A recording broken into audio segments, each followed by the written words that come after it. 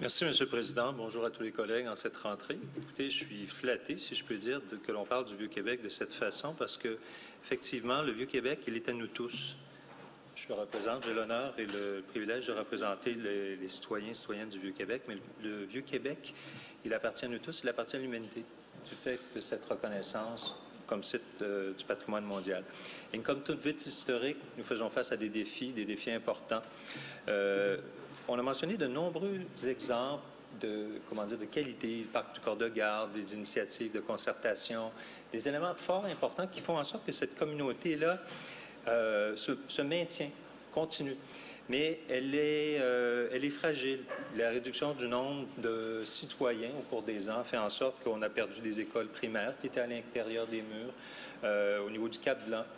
Également, le côté attractif de Québec crée des pressions énormes.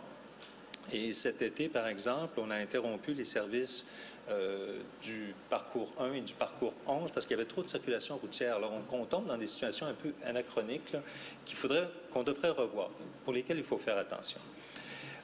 Les citoyens qui viennent vivre dans le Vieux-Québec aiment la foule, aiment rencontrer les gens. Et comme vous en avez fait part, le Vieux-Québec, il est incroyable parce que c'est notre centre historique, mais c'est un lieu militaire, c'est un lieu religieux, c'est un lieu d'éducation, c'est un lieu administratif, c'est un lieu d'affaires. On retrouve là, dans un concentré, toutes les grandes fonctions de l'État d'une ville. Et ça, c'est magnifique pour ceux qui veulent bien regarder. Les défis auxquels font face le Vieux-Québec, effectivement, essayer d'attirer des citoyens, c'est important. La construction de logements, c'est important. Toutefois, comme j'en ai fait part à la table de concertation, construire, c'est une chose, mais faire en sorte que les gens restent, c'est un défi. On observe très souvent dans les nouveaux logements, et c'est triste, que les gens s'achètent des pieds à terre. Autrement dit, pour 10 logements, grosso modo, 3 vont venir demeurer, 3 vont s'acheter des pieds à terre, mais d'autres vont s'en servir pour essayer de faire de l'hébergement touristique de nature illégale. Et ça, c'est encore une pression. Malgré les règlements, cette réalité, elle est toujours là. Je voulais juste vous dire quelques exemples d'actions qui se passent dans le quartier qui ont un impact.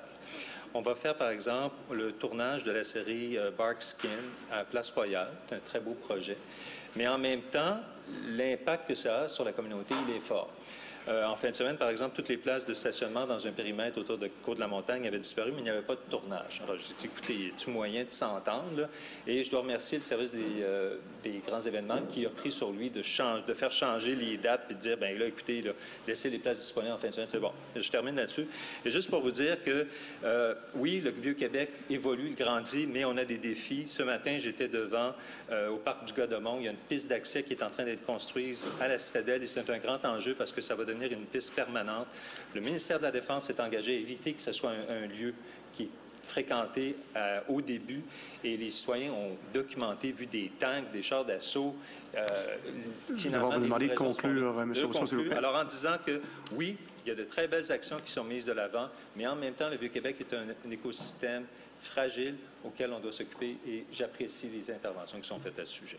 Merci, M. Rousseau.